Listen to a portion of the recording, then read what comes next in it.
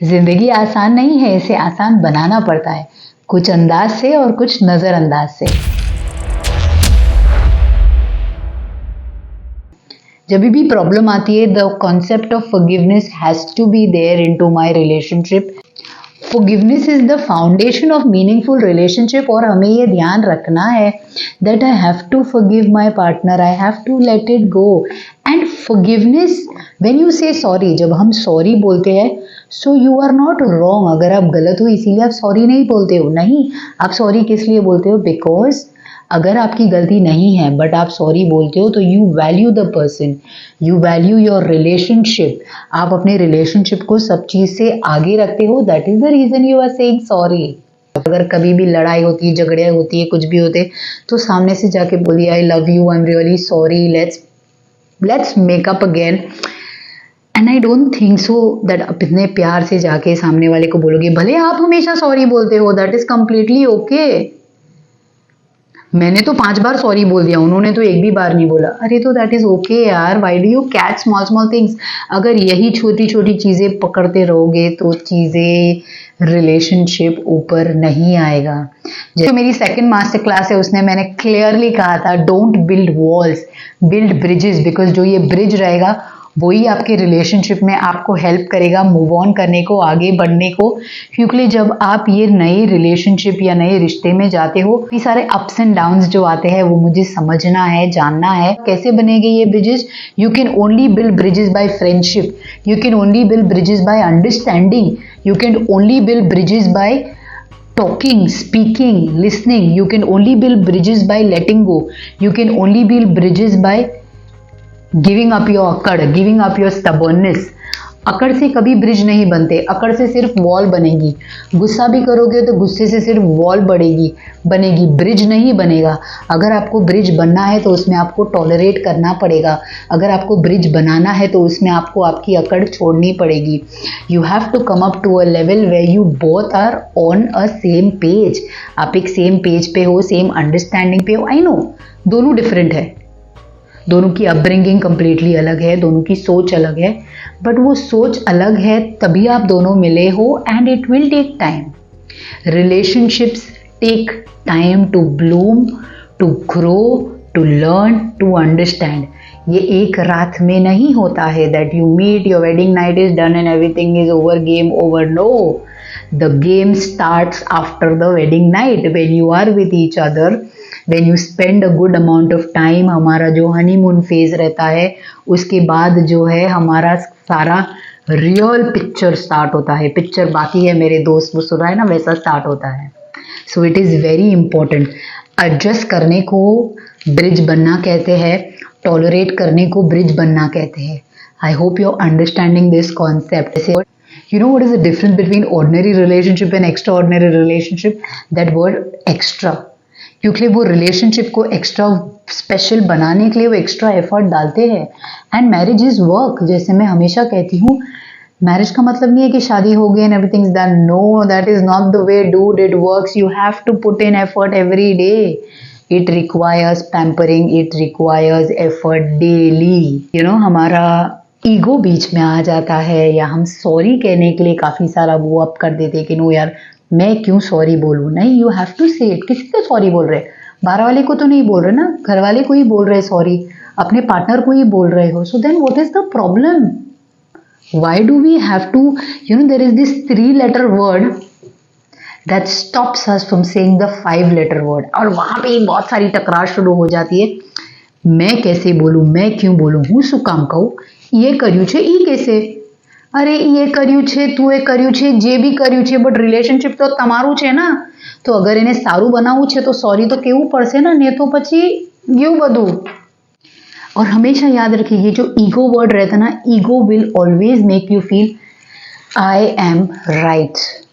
That is not the thing. Relationship is not about right और wrong. Relationship is about you and me being together. साथ चलना है, हाथ में हाथ दे के चलना है। कभी तुम गिर जाओगे तो मैं तुम्हें संभालूंगी, वैसा रिलेशनशिप होना चाहिए। And life is so much about right and wrong. यहाँ पे नहीं है कि तूने गलत किया या मैंने गलत किया या तूने सही किया मैंने सही किया, नहीं, ये हमारे दोनों का है और एक स्टार्टअप है।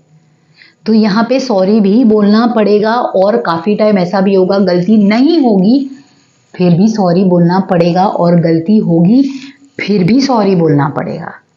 सो you have to choose your sorry. काफ़ी बार ऐसा भी होता है कि अरे यार मेरी तो कोई गलती ही नहीं है फिर भी मुझे क्यों सॉरी बोलना है। आपको सॉरी बोलना पड़ेगा, क्यों? क्योंकि आपको आपका रिलेशनशिप बचाना है, आपको आपकी रिलेशनशिप में प्यार बढ़ाना है, आपकी रिलेशनशिप में बताना है कि यार मैं तुम्हें सबसे ज़्यादा वैल्यू करता हूँ, सबसे ज़्यादा प्रायोरिटाइज करता हूँ, and for that you have to say sorry. Trust me guys, good relationship is always focusing on the process. और प्रोसेस क्या है? प्रोसेस इज सिंपल, सिर्फ वो बंदे को समझना है और वो बंदे की नीड समझना है कि what is the need that is required. Listening, हम कहते हैं ना सुनना, सुनने के लिए सुनना नहीं है, listen not to reply, listen to understand.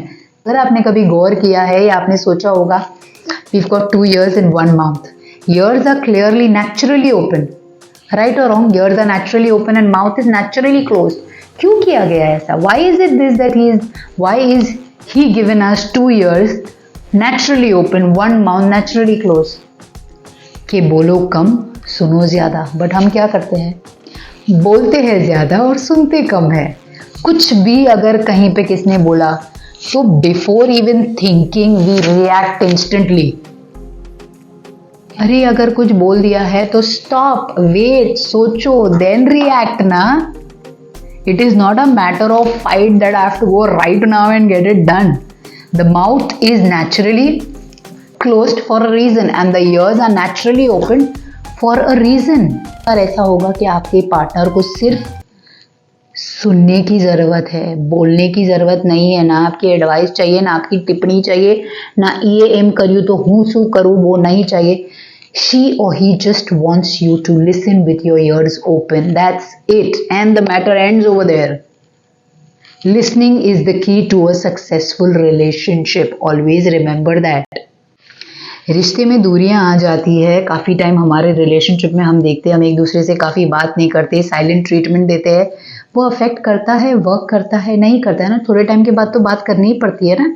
ऐसा है कि सालों साल तक आप चुप रहते हो? नहीं होता है, थोड़े टाइम तक रहते हो, बट वो थोड़े टाइम के लिए जो आप चुप रहते हो, आप आपके ईगो की वजह से सॉरी नहीं बोलते हो, सामने वाले को फॉरगिव नहीं करते हो, तो क्या होता है?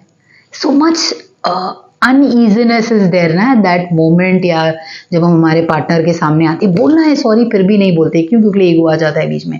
तो वो ईगो को ब्रेक करिए, और अगर कभी भी लड़ाई होती है, झगड़े होती है, कुछ भी होते, तो सामने से जाके बोलिए I love you, I am really sorry, let's make up again. And I don't think so that आप इतने प्यार से जाके सामने वाले को बोलोगे, भले आप हमेशा सॉरी बोलते हो, दैट इज कंप्लीटली ओके। मैंने तो 5 बार सॉरी बोल दिया, उन्होंने तो एक भी बार नहीं बोला, अरे तो दैट इज ओके यार। Why do you catch small small things? अगर यही छोटी छोटी चीजें पकड़ते रहोगे तो चीजें, रिलेशनशिप ऊपर नहीं आएगा। जैसे क्योंकि मेरी जिंदगी में लाखों प्रॉब्लम्स आ जाएंगे, बहुत सारे अप्स एंड डाउन्स आ जाएंगे, बट ये जो इंसान है जो मेरे साथ है वो आखिर तक रहेगा, जो अच्छे वक्त में भी मेरा साथ देगा, बुरे वक्त में भी मेरा साथ रहेगा, हर टाइम मेरे साथ रहेगा। And that is important. वो बंदा इम्पॉर्टेंट है, वो बंदी इम्पॉर्टेंट है मेरे लिए। तो किसी और को दिखाने के लिए, किसी और के पीछे, किसी और का अच्छा देख के, किसी और का अच्छा सुन के, don't spoil the relationship that you have, don't spoil the moments that you have with them, because ये मोमेंट्स वापस नहीं आएंगे। फॉर एग्जाम्पल, अगर मैं एक सेल्फी लूँ यहाँ पे आप लोगों के साथ, तो वो सेल्फी मैंने फ़ोटो ले लिया है, बाद में अगर मैं वो डिलीट कर दूँगी मेरे फ़ोन से, मेरे ट्रैश कैन में से वो चले जाएगा, बट जो मेमोरी रहेगी उसके साथ वो तो मेरे जहन में रहेगी ना। तो हमेशा याद रखिए, जो हमारे छोटे छोटे मोमेंट्स रहते, जो हमारे छोटे छोटे एक्शंस रहते, जो छोटे छोटे मोमेंट्स रहते, उसको प्रेशियस बनाना बहुत ज़रूरी है। तो make it a point that आप पूरी तरह से कोशिश करो कि ये जो मेरा जो नया फेज़ आने वाला है, नई ज़िंदगी की शुरुआत होने वाली है, वो अच्छे से हो, और मैं पूरी कोशिश करूँ that to make it a better tomorrow, to make it a better thing, because I am finding a friend for life time हो जाती है, अगर कोई मिस्टेक हो जाती है, अगर कोई अनबन हो जाती है, सो उस वक्त ही सॉरी बोल दो। उस चीज़ को रोक के मत रखो कि बाद में बोलेंगे, बाद में देखेंगे। हमारा प्रॉब्लम क्या है पता है, हम मानना ही नहीं चाहते कि हमारे से गलती हुई है या मेरे से ये गलती हुई है या मिस्टेक हुई है और मुझे सॉरी बोलना है। पहले तो एक्सेप्टेंस लाओ कि yes it is a mistake and I have done it and I am sorry for it. सिर्फ एक छोटे से ट्रांसफॉर्मेशन की जरूरत है, एक छोटे से चेंज की जरूरत है, एक माइंड मैनेजमेंट की जरूरत है जो सिंपल है। और कहीं ना कहीं हम क्या करते हैं, we try to justify it, और हमारे माइंड में भी ये कह देते हैं कि अरे मेरे वजह से थोड़ी हुआ है कि मुझे सॉरी बोलना पड़ेगा, मेरी गलती थोड़ी है कि मुझे सॉरी बोलना पड़े। ये माइंड भी हमारा उस चीज़ के लिए प्रिपेयर हो जाता है कि यार तुम्हें सॉरी बोलने की ज़रूरत नहीं है, तुम्हारी गलती तो नहीं है, तो गलती तो सामने वाले की थी, तो मैं क्यों सॉरी बोलूँ, गलती तो सिचुएशन की थी तो मैं क्यों सॉरी बोलूँ। गलती किसी की भी हो, अगर आप सॉरी बोल दोगे तो सॉरी से छोटे तो नहीं हो जाओगे ना, ये सिर्फ आप दो के बीच में है। So it is completely fine. इतनी क्यों डिफिकल्टी आ रही है? आई लव यू में भी बोलने में भी डिफिकल्टी आती है और सॉरी बोलने में भी डिफिकल्टी आती है। काफी सारे कपल्स को देखती हूँ, काफी सारे कपल्स को पूछती हूँ, day in and day out हमारा इंटरेक्शन रहता है। So we have a common thing coming up कि यस टाइम नहीं रहता है, we are very busy, working women है, it is very difficult. But evening में हमारा बिग बॉस का टाइम सेट रहता है, न्यूज़ टाइम सेट रहता है, मुझे करनी है उसका टाइम सेट रहता है। बट जहाँ पे मुझे एफर्ट लगाना है, जहाँ पे मुझे पता है मुझे मेरे रिलेशनशिप में ग्रो करना है, वहाँ पे मैं एफर्ट क्यों नहीं लगाती? Why? Because that is not on my priority list. मुझे उसे अपने प्रायोरिटी लिस्ट पे लाना है, तभी ही वो रिलेशनशिप आगे बढ़ेगा। जैसे मैंने कहा है, effort needs to be put from both sides. काफी सारे कपल से जब आप पूछते कि आप फैमिली टाइम क्या है, सो कि शाम में जब हम डिनर कर लेते, साथ में बैठते टीवी देखते, तो वो फैमिली टाइम नहीं हुआ, वो टीवी टाइम हुआ। As simple as that. Family time मतलब क्वालिटी टाइम मतलब क्वालिटी टाइम, जहाँ पे आपका फोन साइड पे, उसका फोन साइड पे, आप दोनों एक दूसरे के साथ बैठे हो और टाइम स्पेंड कर रहे हो। That is called family time, नहीं that is called couple time, love time. That is important. और ये सब आपको आपके स्टार्टिंग के फेज में बिल्ड करना है, ये आपको सीखना है। Now we have to change, we can not go on with the old methods and everything. अभी तो कितनी सारी डेवलपमेंट्स आ गए, कितने सारे ट्रांसफॉर्मेशंस आ गए, एआई आ गया है और हम वहीं पे ही स्टक है। To change the way we've been living, we need to give it a new way to look into our relationships, our loved ones. पहले वाली वीडियो में मैंने कहा है we need to find a friend for life time. एक दोस्त ढूंढना है जिससे मैं सब कुछ शेयर करूँ, चाहे वो अच्छी बात हो, बुरी बात हो, गंदी बात हो, कैसी भी बात हो, everything is clear with the person. always remember this person who is there to me, who is next to me, जिससे मैंने चुना है, is my lifetime partner, is my friend for lifetime. It is not changeable and she or he is going to be with me for the rest of my life.